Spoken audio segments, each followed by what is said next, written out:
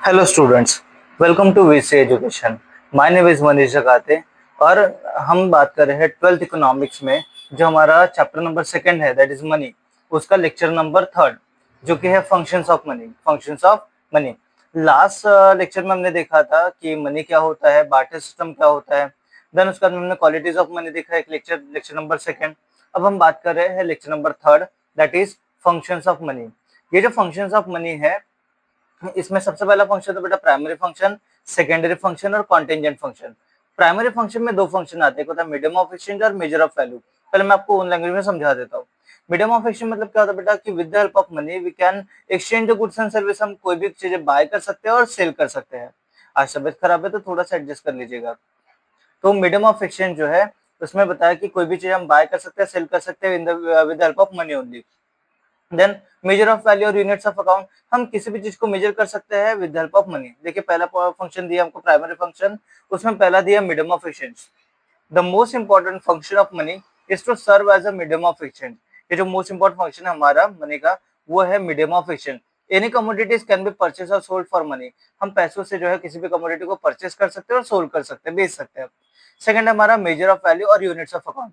Price is the value of a commodity और a services express in terms of money.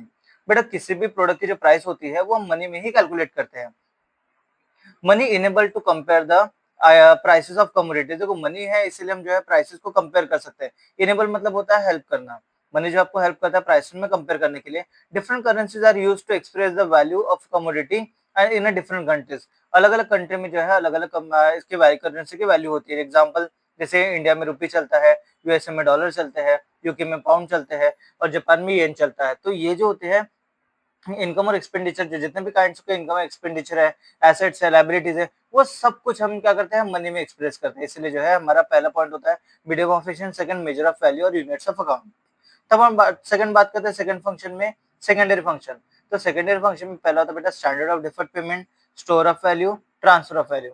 कौन सा standard of deferred payment, store of value, transfer of value. Standard of deferred payment में क्या होता है बेटा कि हम लेट पेमेंट भी कर सकते हैं, हम फ्यूचर पेमेंट भी कर सकते हैं।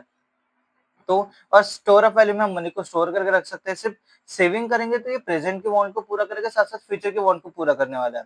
ट्रांसफर ऑफ वैल्यू, हम किसी भी कमोडिटीज को जो है वो ट्रांसफर कर सकते हैं या फिर हम जो मनी है उसे भी ट्रांसफर कर सकते हैं। तो देखो पहला जो है second standard of deferred payment. Under the barter system taking loan was easy. Barter system में लोन लेना आसान तो था क्योंकि वो जैसे, बट उसका रीपेमेंट जो है वो डिफिकल्ट हुआ करता था because loan was in the form of grains and cattle. Loan जो है ग्रेन्स और कैटल के फॉर्म में हुआ करता था, इसलिए वो डिफिकल्ट था। Money has overcome this difficulty. Money ने क्या किया है, इस डिफिकल्टी को दूर किया है, ये जो प्रॉब्लम्स है उसको दूर किया है। Payment to be made in at the future date is called as a deferred payment. याद रखिएगा क्योंकि ऑब्जेक्ट में आपको आता है तो आपको लिखने में आसानी होगी। जो हम फ्यूचर पेमेंट करते हैं, फ्यूचर डेट को पेमेंट करते हैं, उसे डिफर्ड पेमेंट कहा जाता है। देन उसके बाद में देखिए स्टोर ऑफ वैल्यू। क्योंकि 11th में बेटा हम ज्यादा डीपली नहीं जाते, जितना हम मुझसे हो सकता है मैं उतना आपके लिए एफर्ट करता हूँ।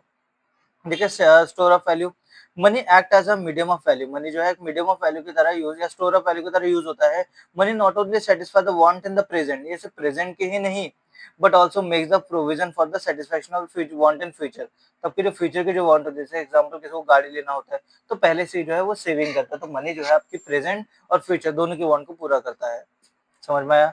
और ये तभी पॉसिबल होता है जब आप सेविंग करते हो। This is possible due to saving, saving की वजह से ये पॉसिबल होता है। देन उसके बाद में थर्ड बेटा transfer of value. Transfer of value, money enable the transfer of value. Money क्या करता है, आपके ट्रांसफर ऑफ वैल्यू को हेल्प करता है from one person to another and from the one place to another. आप एक पर्सन से दूसरे पर्सन को मनी को ट्रांसफर कर सकते हो और एक जगह से दूसरे जगह भी ट्रांसफर कर सकते हो। रियल एसेट जैसे कि देखिए बिल्डिंग है, प्लॉट्स है, एग्रीकल्चर लैंड्स है, ये जो है एक जगह पे खरीद बेची जाती है, दूसरी जगह पे खरीदी जाती है।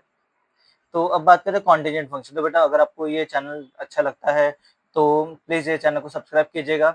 अगर अच्छा लगता है तो, और आप हमको मोटिवेट कर सकते हैं, तो जैसे आपको ये चीजें पसंद आती है तो आप सब्सक्राइब करते जाइए। और हम एम करते हैं कि एटलीस्ट इसमें हमको अच्छे खासे सब्सक्राइबर मिलेंगे।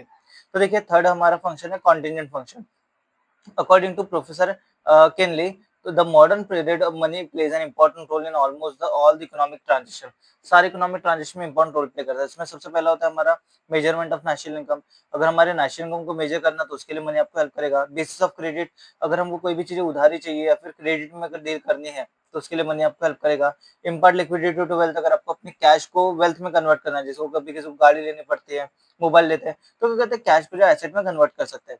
Estimate of macro economic variable, जो मैक्रो इकोनॉमिक वेरिएबल है उसका भी हम अंदाजा लगा लेते हैं। पहला पॉइंट है measure of national income. National income is expressed in money terms. National income हम बेटा मनी में ही मेजर करते हैं। Distribution of national income among the four factor production is a term as a monetary reward, क्योंकि जो हम factor production को जो रिटर्न देते हैं, जैसे हमारे लैंड लेबर कैपिटल एंटरप्रेन्योर जो है, इनकम जो भी रेंट वेजेस इंटरेस्ट प्रॉफिट देते हैं वो मनी के फॉर्म में देते हैं, ना कि किसी वस्तु के या किसी कमोडिटी के फॉर्म में। सेकंड होता है बेसिस ऑफ क्रेडिट।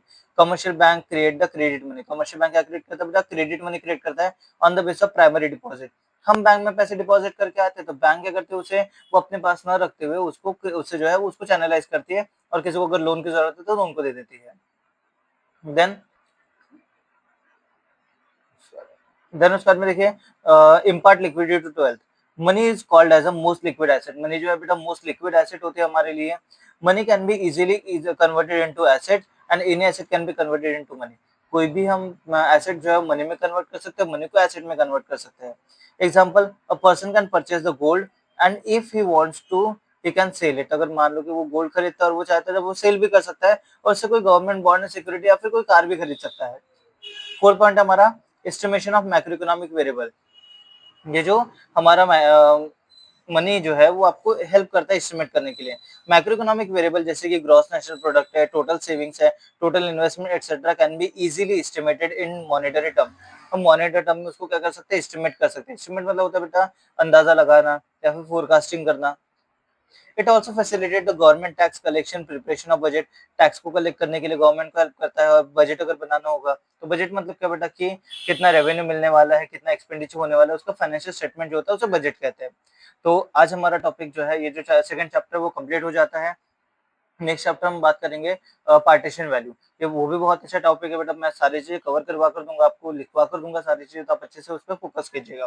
तो बेटा अगर आपको ये जो है चैनल अगर पसंद आता है, आपको ये वीडियो अगर पसंद आया तो प्लीज इस वीडियो को लाइक कीजिएगा, चैनल को सब्सक्राइब कीजिएगा और जो बेल आइकन है उसको प्रेस कीजिएगा। सो बेटा thank you so much and all the best for exam.